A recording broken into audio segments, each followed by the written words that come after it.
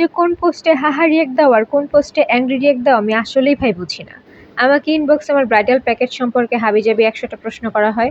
আমি ভাবলাম যে একটা ভিডিওতে আমি ডিটেলসটা বলে দেই, তাহলে তোমাদের জন্য সুবিধা, আমার জন্য সুবিধা। তো আমি একটা ভিডিওতে বললাম, বলার পরে এখন দেখি সেটার মধ্যে সে অ্যাংরি রিয়েক্ট দিয়ে রাখছে। অ্যাংরি রিয়েক্ট দেওয়ার কি আছে ভাই? তোমার যদি প্যাকেজ পছন্দ না হয় তুমি নিবা না। আমি তো আর জোর করতেছি না যে না আমার কাছে সাজতেই হবে, এই প্যাকেজ নিতেই হবে, এমন তো কোনো কথা নাই।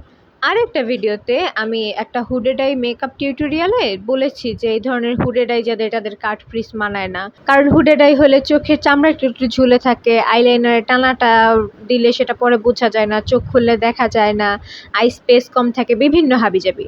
ওইটার মধ্যে এসে হাহা রিয়েক্ট দিয়ে রাখছে। হাতে হাই এন্ড প্রোডাক্ট থাকলেই তো সবসময় ভালো মেকআপ করে ফেলা যায় না, টেকনিক জানতে হয়, রুলস জানতে হয়। অনেক সময় হাই এন্ড প্রোডাক্টেও মেকআপ ভালো হয় না, আবার অনেক সময় অনেক ড্রাগ স্টোর প্রোডাক্ট কিংবা কম দামি প্রোডাক্টেও অনেক সুন্দর একটা আউটপুট ফুটায় তোলা যায়। ভালো লাগাটাই জরুরি।